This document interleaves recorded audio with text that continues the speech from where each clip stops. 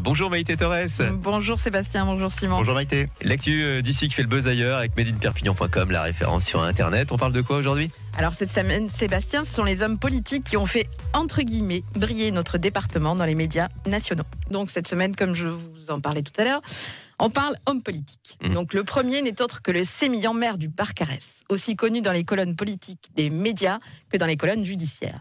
Et d'ailleurs, de manière prémonitoire, la cellule d'investigation de Radio France rappelait le 7 janvier dernier le parcours d'Alain Ferrand. Outre ces déboires judiciaires, le plus sarcastique auront retenu que le maire du Barcarès avait avec sa secrétaire convenu d'un code.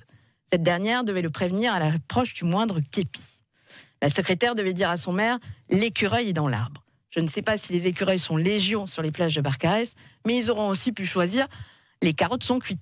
Peut-être un peu trop connu. Oui, vous avez raison Sébastien, trop connu. Mais bon, l'écureuil dans l'arbre, quand même. Bref, on peut désormais dire que l'écureuil a trouvé sa cabane.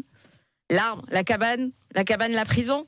Vous l'avez Sébastien ? Est-ce que c'était prémonitoire ? Peut-être, car oui.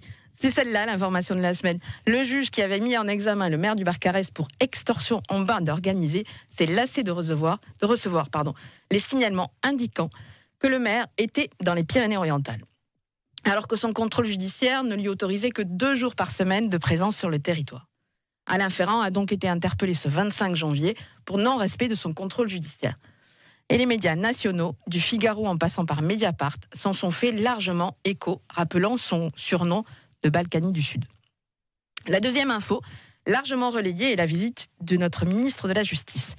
Alors non, je vous arrête tout de suite, Sébastien. Il n'était pas venu rendre visite à Alain Ferrand. Non, il est venu soutenir Romain Grau, le député En Marche, candidat à sa réélection. Après avoir posé pour la presse devant la permanence du député, il s'est rendu au tribunal où l'accueil fut bien plus froid que la météo de ce dimanche.